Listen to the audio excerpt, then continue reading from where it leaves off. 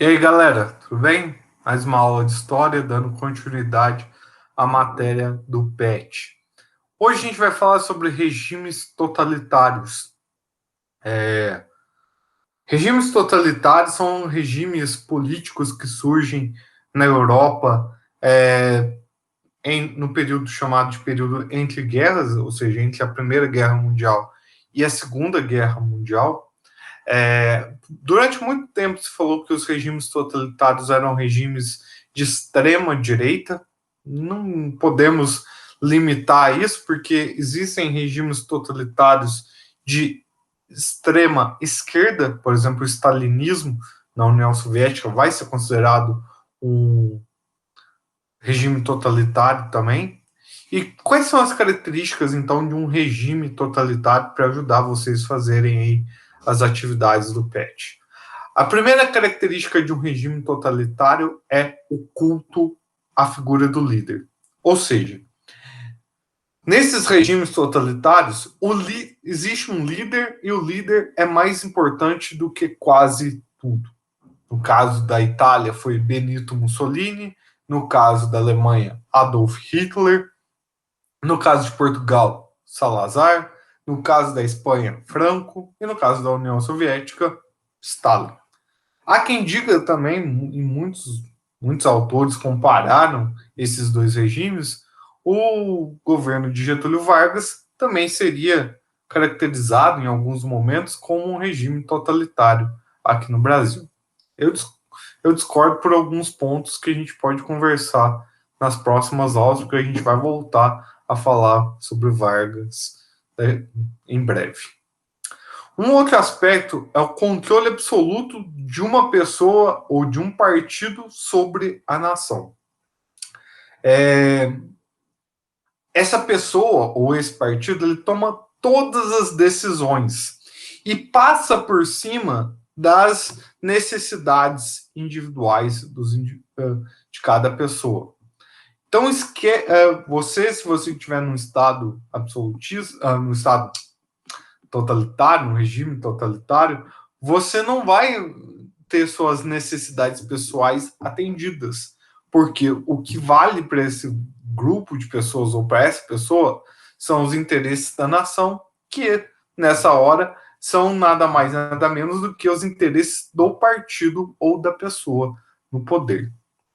Vai também existir uma política do militarismo, ou seja, que as pessoas encarem as situações no aspecto militar, se armem mesmo, andem armados e tudo mais. E, inclusive, nesses regimes totalitários, a gente vai falar principalmente de Itália e Alemanha, que são os que mais se destacam aí, porque o stalinismo a gente aborda em outro sentido. Esses dois países vão fazer o uso de grupos paramilitares. Na Itália vão surgir os camisas pretas e na Alemanha vão surgir a SS, que é o Esquadrão de Extermínio de Hitler. Tá? Vai haver uma doutrinação da população. Esse líder, ele é um líder carismático, ele fala o que o povo quer ouvir em vários momentos.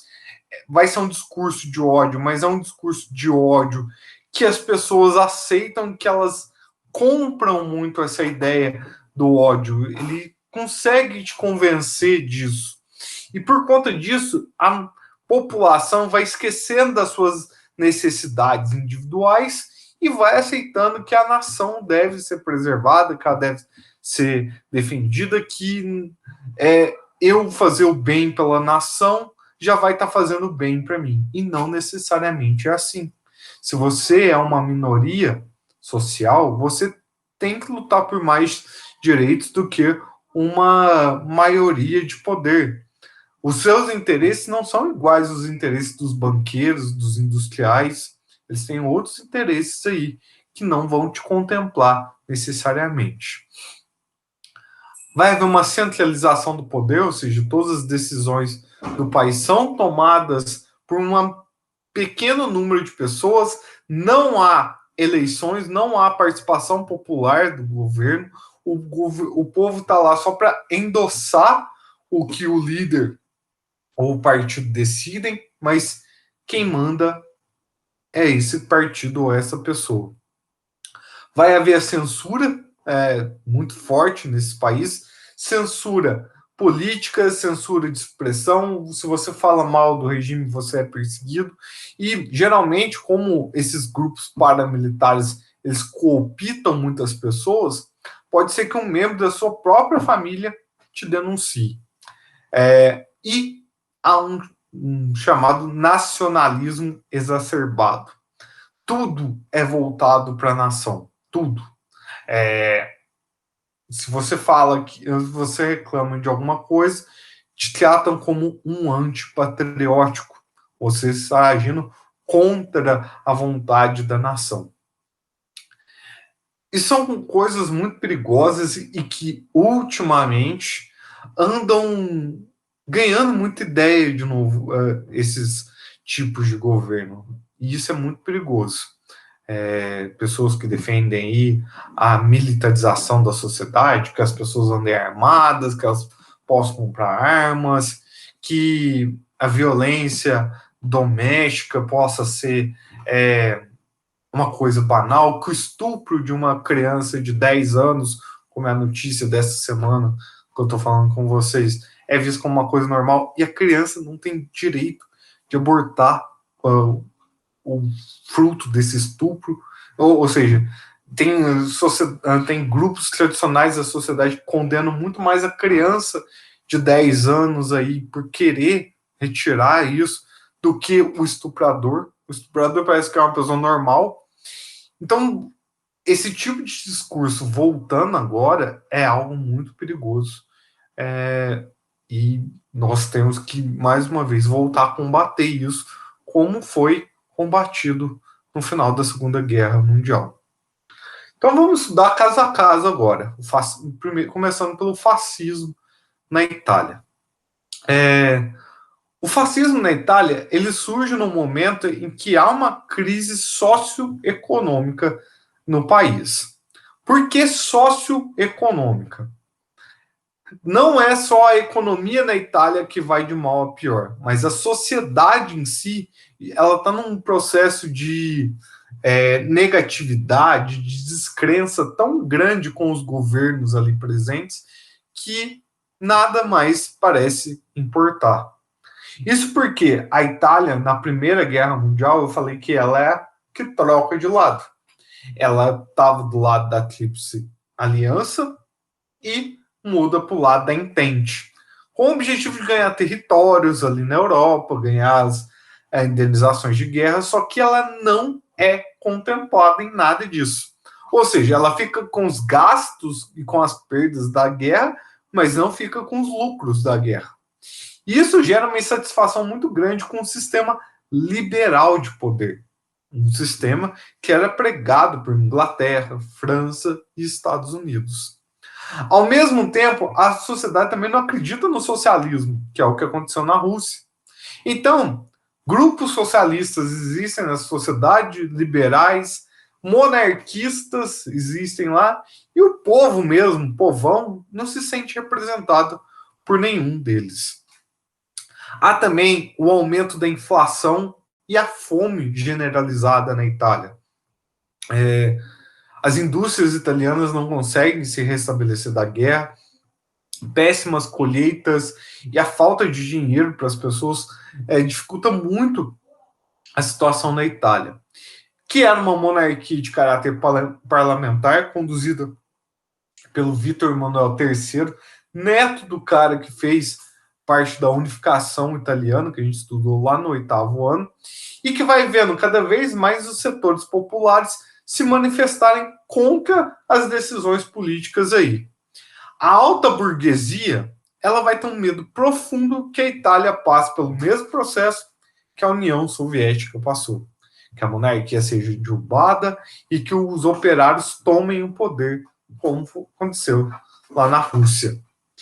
Então, em março de 1919, Mussolini funda uma organização chamada de FAC de Combatimento, que eram esquadrões de combate, compostos por ex-combatentes e desempregados. e contava com o financiamento da alta burguesia.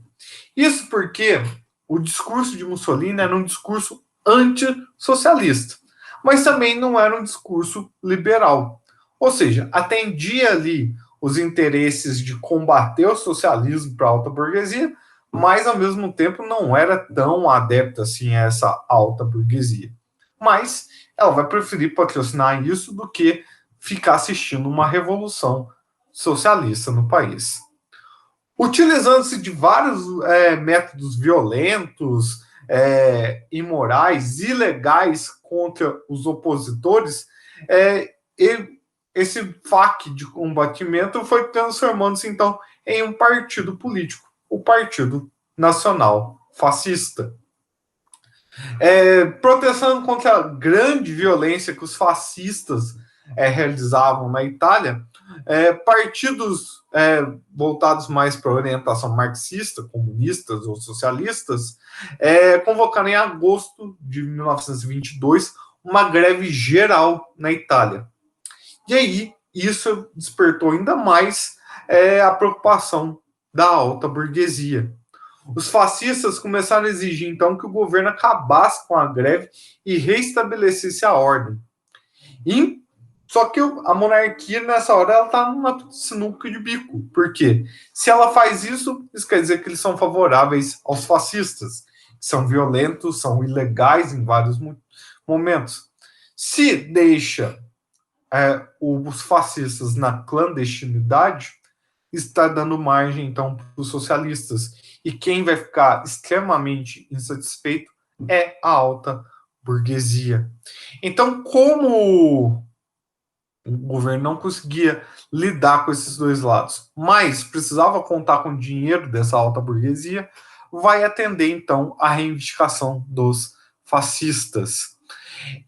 Mussolini, no mesmo ano, só que em outubro, em 28 de outubro de 1922, organiza a Marcha sobre Roma, uma passeata de caráter pacífico, porém todas essas pessoas que participaram armadas, contando com 50 mil pessoas. Imagina 50 mil pessoas vestidas todas de preto, andando armadas pelas ruas da cidade.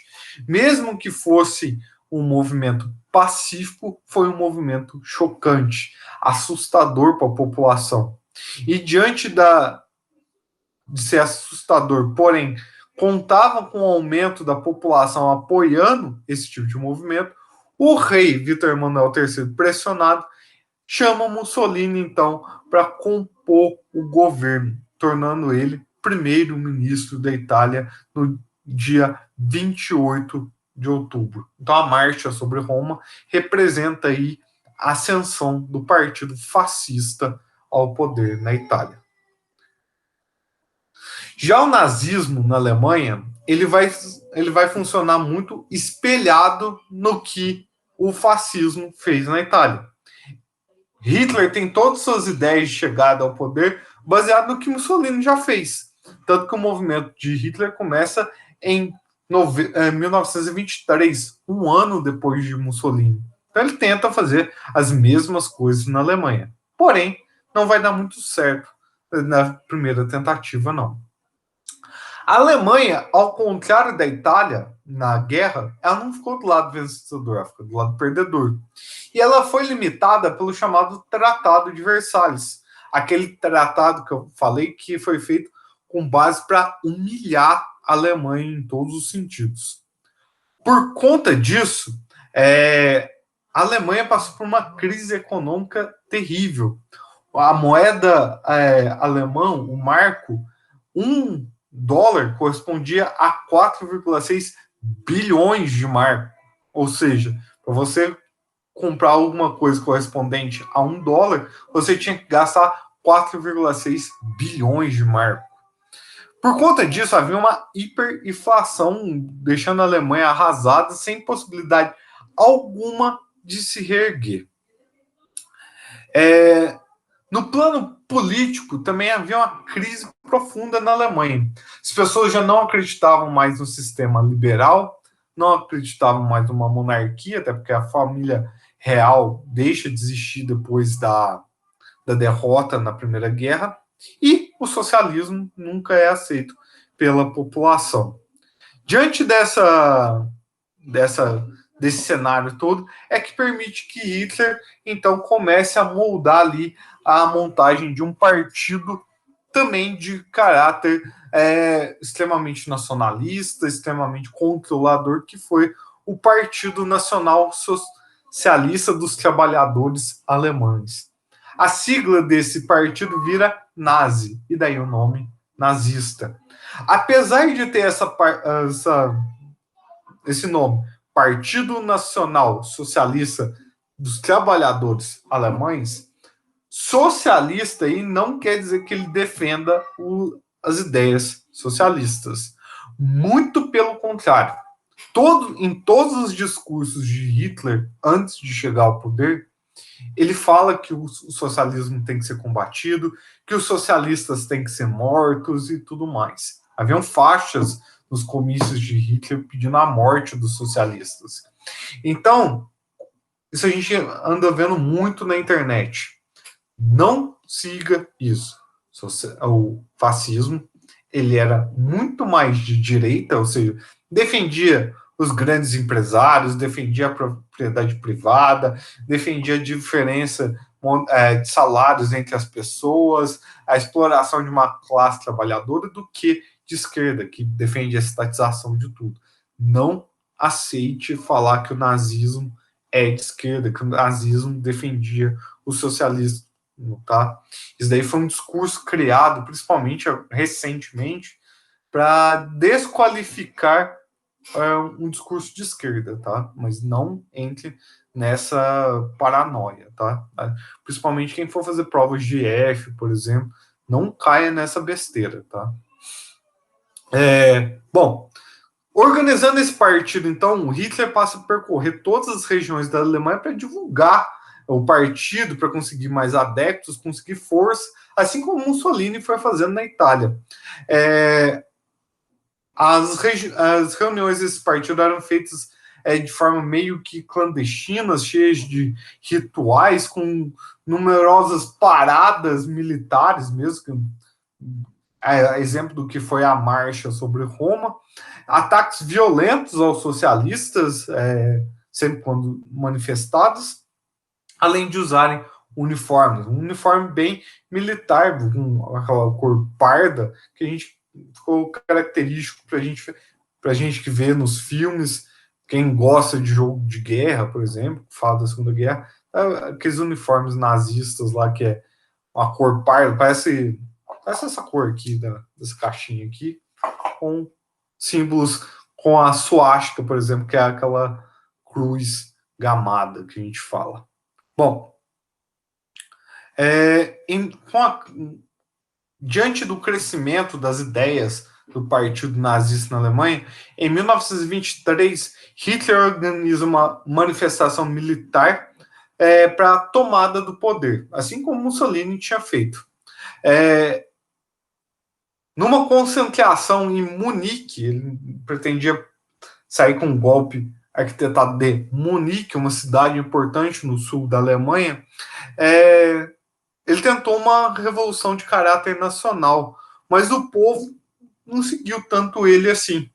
Faltava ainda para Hitler o que Mussolini conseguiu, que foi a atenção da alta burguesia. Nesse momento, ainda era mais interessante para os industriais, até porque não havia tanto industrial na Alemanha, manter o regime do jeito que estava. Bom, após um conflito com a polícia, a maioria dos manifestantes é preso, inclusive Adolf Hitler, que vai parar na prisão e que fica lá até 1900, não, após até 1932. Na prisão, Hitler escreve sua obra Mein Kampf, quer dizer, Minha Luta, em que, nesse livro, ele descreve toda a ideologia do partido nazista, tudo. Inclusive, porque que ele acreditava que a Alemanha sofria o que estava sofrendo, por que a Alemanha tinha que eliminar as minorias étnico-raciais, inclusive judeus, negros, homossexuais, deficientes mentais, deficientes físicos, ciganos, ou seja, tudo quanto é pessoa que não representasse a pureza racial ariana. Trocando em miúdo, seria o loiro de olhos claros, alto, coisa que nem o próprio Hitler era. Mas ele julgava que a presença desses grupos diferentes na Alemanha enfraqueceu o povo alemão. Bom, em 1932, então, quando Hitler começa a disputar as eleições na Alemanha, ele, nas primeiras eleições, ele é derrotado, porém, sistematicamente, o Partido Nazista elegia cada vez mais membros para compor o Reichstag, que era a Assembleia Constituinte Alemã. Por conta da presença dos nazistas no governo e crescendo cada vez mais, a dificuldade para se governar na Alemanha ia crescendo, porque os nazistas no governo faziam pressão para que Hitler ganhasse cargos ali dentro. Ele até foi convidado pelo então presidente Hindenburg para assumir um cargo na chancelaria, que seria o primeiro-ministro da Alemanha, só que ele recusa.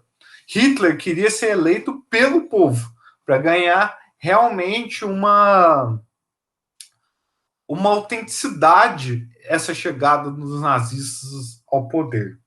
Isso só vai acontecer depois que o Hindenburg mais uma vez dissolve o Reichstag e convoca novas eleições. Os nazistas até perdem algumas cadeiras, mas graças às pressões populares, graças aos movimentos violentos dos nazistas na rua, em janeiro de 73, o Hitler é convidado para assumir, então, o cargo da chancelaria. É a chegada dos nazistas ao poder, numa diferença aí de 11 anos de diferença para Mussolini. Nota-se que são dois jeitos diferentes de chegar ao poder. Nenhum por vias ilegais. Os nazistas e fascistas não tiveram que derrubar os governantes no poder. Eles foram colocados lá pelos governantes. Mussolini é convidado pelo rei Vítor Emanuel para ser o primeiro-ministro. E na Alemanha, o presidente Hindenburg, depois de muita pressão política, coloca Hitler na chancelaria.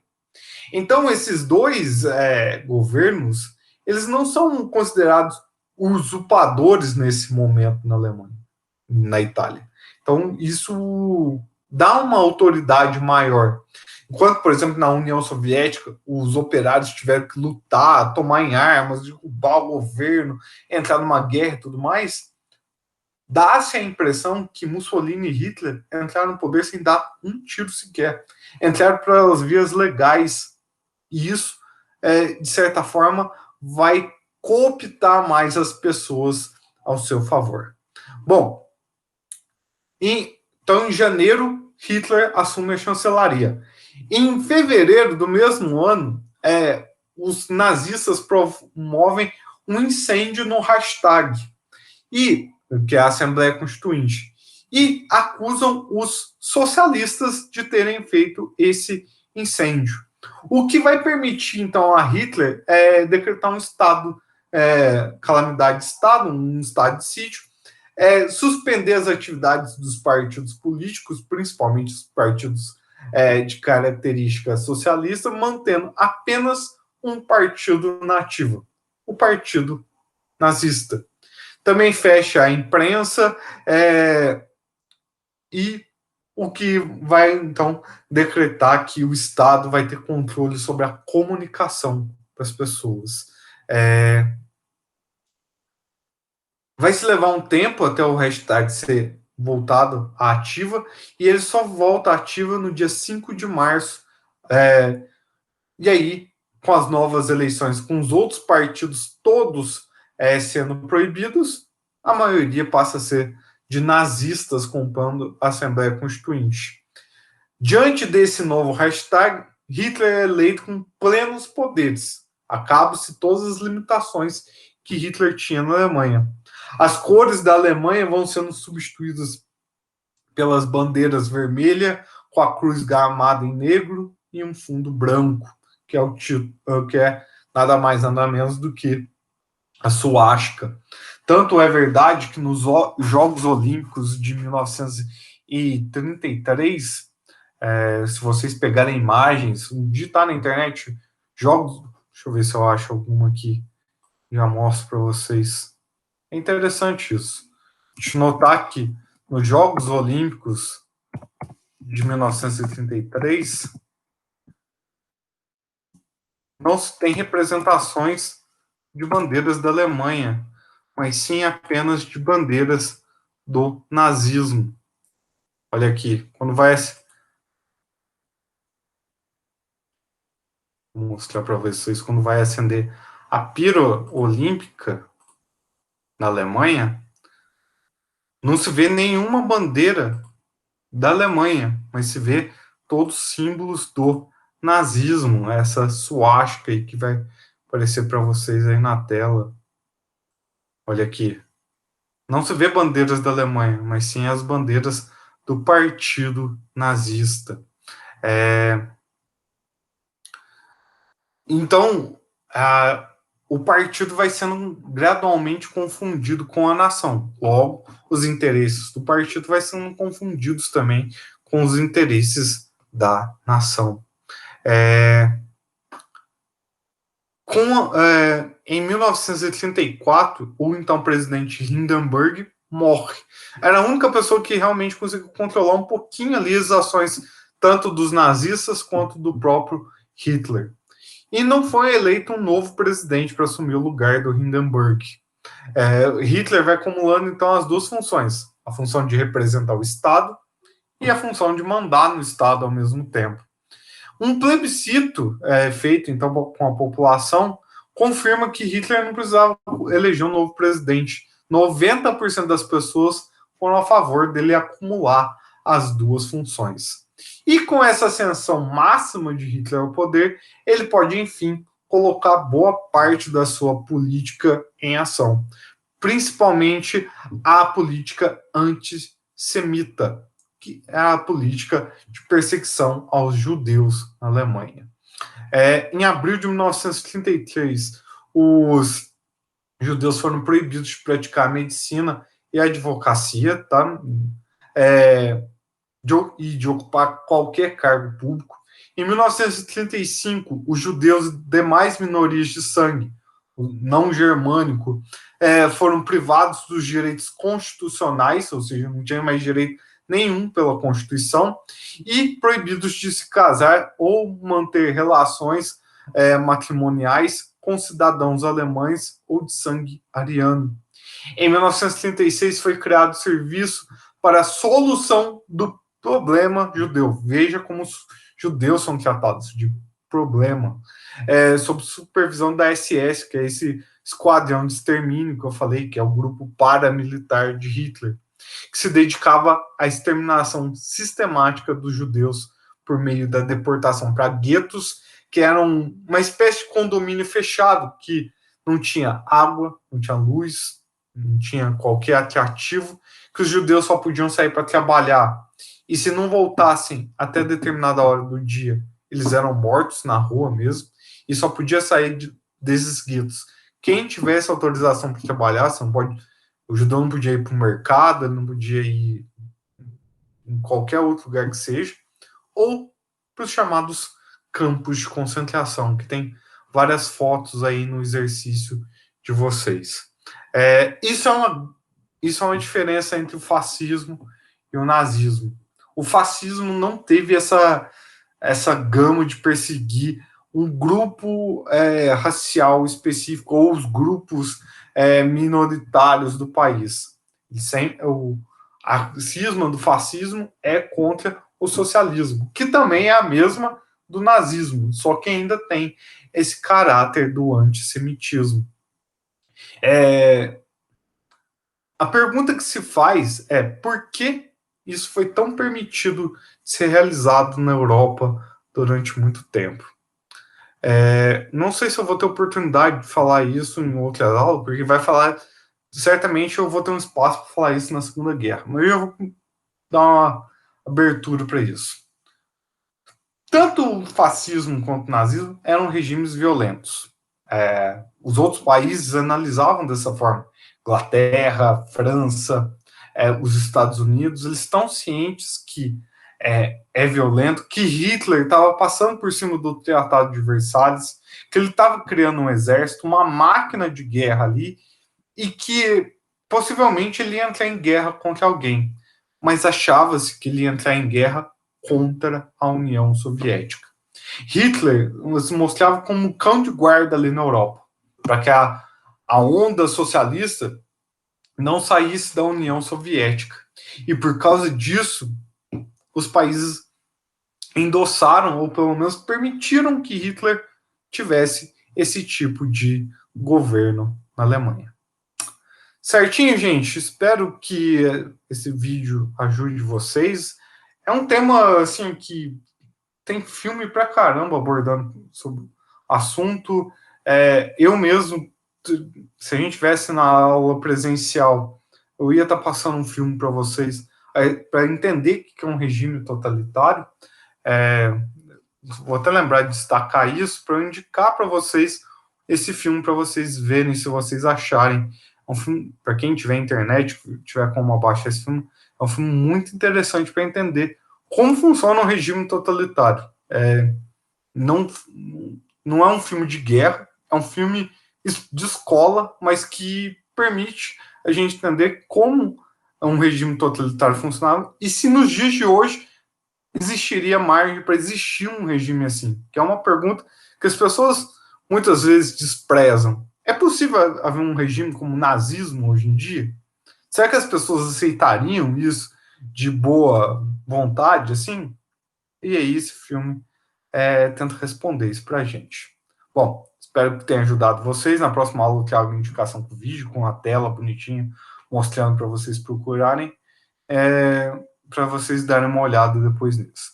Espero que estejam bem, que estejam se cuidando, que o vídeo ajude vocês nas atividades, não deixe acumular essas atividades. E é isso, gente. Até o próximo